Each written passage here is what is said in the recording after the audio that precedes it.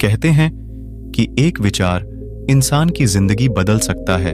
शब्द ही होते हैं जो किसी व्यक्ति की जिंदगी में बहुत बड़ा परिवर्तन ला सकता है। इसलिए हमें हमारे शब्दों पर ज्यादा ध्यान देना चाहिए। आज आपके सामने एक ऐसी स्टोरी बताने जा रहा हूं जो आपका जीवन बदल सकता है। बस आपको उसे पूरा सुनना होगा और उसको समझना होगा। यह कहानी आपको बताएगी कि जीवन में एक सही गुरु का क्या महत्व होता है और जब एक व्यक्ति के जीवन में एक सही मार्गदर्शक आता है तो हमारी जिंदगी कैसे परिवर्तित हो जाती है। तो आइए शुरुआत करते हैं आज की हिंदी मोटिवेशनल कहानी। राजा बिंबिसार के राज्य में एक व्यक्ति को लोगों ने इतना परेशान किया कि वह इन सब से परेशान होकर जंगल में चला गया और उसने प्रण किया कि वह 1000 लोगों को मार डालेगा। जिस पहाड़ी पर वह व्यक्ति रहता था उस पहाड़ी पर जाने का रास्ता गांव वालों ने बंद कर दिया था ताकि वहां कोई जा न सके, क्योंकि जो व्यक्ति उस पहाड़ी पर जाता वह व्यक्ति उसको मारकर उसकी अंगुलियों को काट लेता और अपने गले में डाल लेता था। लोगों को मारकर उनकी अंगुलियों को काटकर उनकी माला बनाकर गले में डाल लेता था। इसलिए लोगों ने उसका नाम डाकू अंगुलीमाल रख दिया। एक समय जब महात्मा गौतम बुद्ध बिंबिसार के राज्य से भ्रमण कर रहे थे तो वहां पर एक औरत रोते रोते उनके पास पहुंची। गौतम बुद्ध के शिष्य ने औरत से रोने का कारण पूछा तो उसने बताया कि उसका पति और बेटा एक व्यापारिक दल के साथ जा रहा था, लेकिन वह दल से पीछे रह गए। जब उन्हें ढूंढा गया तो उनको मरा हुआ पाया गया और उनकी अंगुलियां काट ली गई थीं। तो गांव वाले समझ गए कि यह काम अंगुलीमाल का है। महात्मा गौतम बुद्ध ने डाकू अंगुलीमाल के बारे में गांव वालों से पूछा।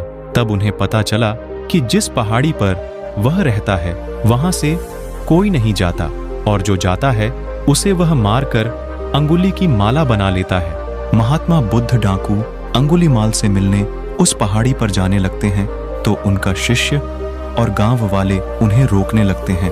तो गौतम बुद्ध कहते हैं कि डाकू अंगुलीमाल को मेरी सबसे ज्यादा जरूरत है, मुझे उससे मिलना ही होगा। इतना कहकर वह पहाड़ी की ओर चल देते हैं।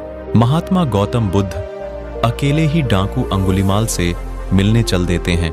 पहाड़ी पर पहुंचते ही वहां पर उन्हें तलवार लिए डाकू अंगुलीमाल मिल जाता है। वह गौतम बुद्ध से कहता है कि हे सन्यासी, वहीं रुक जा, आगे मत बढ़ना, वरना मैं तुम्हें मार दूंगा। यह बात सुनकर भी महात्मा बुद्ध नहीं रोकते और डाकू अंगुलीमाल के पास जाकर उससे भिक्षु बोलते हैं तो वह और भड़क जाता है और बोलता है कि तुम्हें अपने प्राणों का मोह नहीं है, मैं अभी तुम्हें मार दूंगा। गौतम बुद्ध उससे पूछते हैं कि तुम ऐसा क्यों करते हो, इन बेगुनाह लोगों को क्यों मारते हो। तो डाकू अंगुलीमाल बोलता है कि तुम्हें नहीं पता इन लोगों ने मेरे साथ क्या किया है। मेरा प्रण है कि मैं 1000 लोगों को मार दूंगा।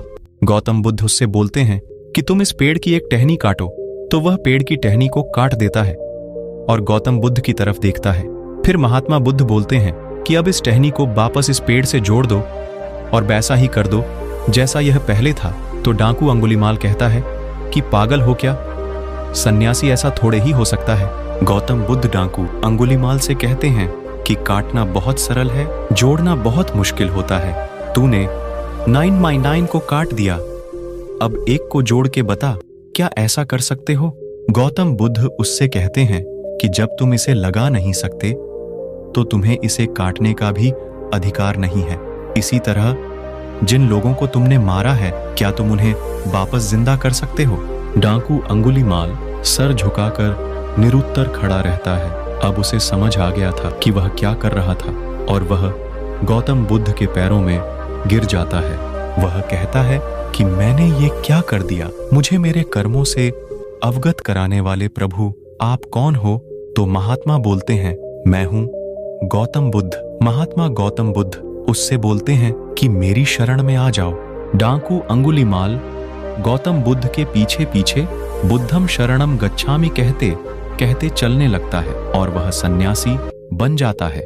यह बात राजा को पता चलती है कि डाकू अंगुलीमाल सन्यासी बन गया तो राजा बहुत खुश होते हैं और सोचते हैं कि समस्या हल हो गई। गौतम बुद्ध ने डाकू को भिक्षु बना दिया और बोला, जाओ भिक्षा लेकर आओ। वह उसी गांव में भिक्षा लेने गया जिनके घर बालों को उसने काटा था। उन लोगों ने उसे पत्थर मारे, बहुत पत्थर मारे, और वह लहूलुहान हो गया। वह लहूलुहानन गौतम बुद्ध के पास आता है तो बुद्ध पूछते हैं कि दर्द हो रहा होगा, तो वह कहता है कि ये दर्द तो शरीर को हो रहा है, आत्मा तो शुद्ध हो गई है। एक विचार ने डाकू अंगुलीमाल की जिंदगी बदल दी। इसीलिए कहते हैं कि एक विचार आपकी पूरी जिंदगी बदल सकता है। जब एक डाकू सन्यासी बन सकता है तो एक व्यक्ति बिजनेस करके करोड़पति क्यों नहीं हो सकता? जरूर हो सकता है, बस आपको अपने विचारों को बदलने की जरूरत है। ऐसे ही मोटिवेशनल कहानी सुनने के लिए चैनल को सब्सक्राइब जरूर करें।